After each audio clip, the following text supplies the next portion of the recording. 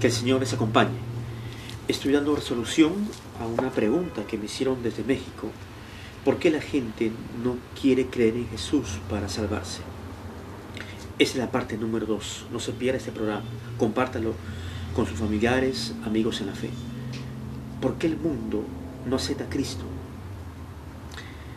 Dijimos que la razón por la cual la gente no quiere saber nada del Evangelio para poder ser salvos y experimentar la redención de sus corazones es porque aman las tinieblas más que la luz, porque sus obras son evidentemente malas, y también porque Satanás, el diablo, ha oscurecido el panorama de sus mentes, a fin de que el Señor no pueda resplandecer con la luz del Evangelio, dándoles claridad interior y dándoles la comprensión de esta necesidad interior por Jesucristo dentro de sus corazones. Pero hoy quiero compartirles y enseñarles una tercera lección. Una tercera lección que indudablemente es más compleja, ¿no es cierto? Y puede no ser tan asimilada y cuestionada por muchas personas. Pero para ello quiero que primeramente me acompañe al capítulo 2 de Efesios. Vamos a observar cómo el apóstol Pablo delinea una gran realidad interior. Capítulo 2 de Efesios, versículo 1. Y Él os dio vida a vosotros. Él se dirige a la iglesia de Éfeso. Cuando estabais muertos en vuestros delitos y pecados. Esta muerte, obviamente, es una clase de muerte espiritual, en los cuales anduvisteis en otro tiempo. Usted y yo, seguramente, sin Cristo estábamos muertos espiritualmente, siguiendo la corriente de este mundo. Hacíamos las obras que el mundo las realiza, el pecado, la negación de Cristo, una vida de pronto de incredulidad, una vida materialista, enfocada en este sistema hostil al Evangelio, y un corazón cerrado, endurecido por la maldad y carente de sensibilidad espiritual. Bien, conforme al príncipe de la potestad del aire, ¿cierto? Es decir, Satanás, el espíritu que ahora opera en los hijos de desobediencia. Detrás de toda incredulidad, dijimos, opera el enemigo. Detrás de esta carencia de fe salvífica está Satanás, el diablo, quien opera en los hijos de perdición. Ahora bien, en el capítulo 2 de Romanos tenemos un cuadro que pinta también el apóstol Pablo. Romanos capítulo 2, y hay algunos detalles que no podemos pasar por alto en el desarrollo que hace Pablo de este diagnóstico en cuanto a la culpabilidad del ser humano. En el capítulo 1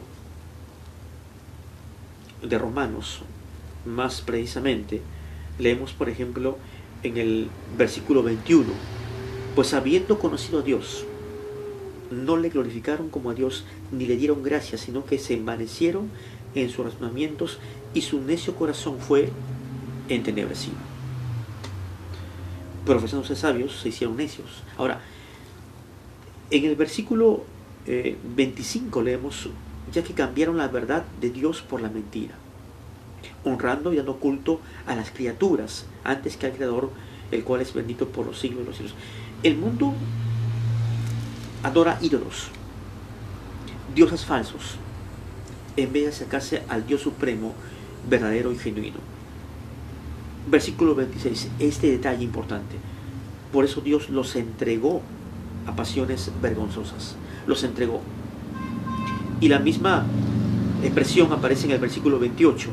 Y como ellos no aprobaron tener en cuenta a Dios para nada, no se preocuparon en los asuntos espirituales, en la búsqueda del reino de Dios, dice, Dios los entregó otra vez a una mente reprobada, condenada, para hacer cosas que no convienen.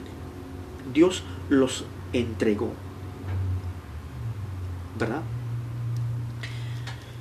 Lejos de imaginarnos la idea de un Dios compasivo que los mueva a arrepentirse entonces de estas prácticas pecaminosas, idolátricas, de esta culpabilidad humana, dice el texto que Dios los entregó. Ahora, en el capítulo 2 de 2 de Timoteo, tenemos la declaración paulina que también nos mueve a pensar muchísimo. 2 de Timoteo, el capítulo 2, en el versículo 25, que con mansedumbre corrija a los que se oponen. Está hablando del hombre de Dios, del obrero aprobado. Por ejemplo, en el versículo 24 leemos: porque el siervo del Señor, el predicador, el pastor, el ministro de Dios, no debe ser contencioso, sino amable para con todos, apto para enseñar, que esté preparado, capacitado en el arte de la elocuencia y de ser maestro de la palabra, sufrido, que con mansedumbre corrija a los que se oponen. Nótese bien ahora esta expresión: por si quizás Dios les conceda, ahí está, que se arrepientan para conocer la verdad. Por si quizás Dios les conceda, por si cabe la posibilidad que Dios pueda conceder o pueda hacer posible el arrepentimiento de estas personas que se niegan a creer en Jesús. ¿Lo entendió? Aún no hemos concluido. Esto va a meritar una tercera parte de esta serie. Versículo 26. Y escapen del lazo del diablo en que están cautivos a voluntad de él. Cuando usted y yo le entregamos nuestra vida a Cristo, Él operó la obra de la regeneración, ¿cierto? El nuevo nacimiento nos dio y concedió la vida eterna. Ocurrió una conversión genuina y por implicancia hemos sido libertados del lazo del diablo, porque Él operaba en los hijos de desobediencia que éramos usted y yo. ¿Se da cuenta? Puede entonces captar este pensamiento, esta lección. ¿Qué hay detrás de esto? La soberanía de Dios, el designio de Dios. ¿Por qué la gente no quiere creer en Jesús para ser salva? Porque Dios lo obstaculiza de alguna forma para que ellos se acerquen a Cristo, porque Dios aún no les concede el arrepentimiento, porque están presas de Satanás y sus demonios, porque están teniendo una mente que ama las tinieblas. No se pierda la próxima lección. Seguro que les va a clarificar aún más esta compleja cuestión. Bendiciones.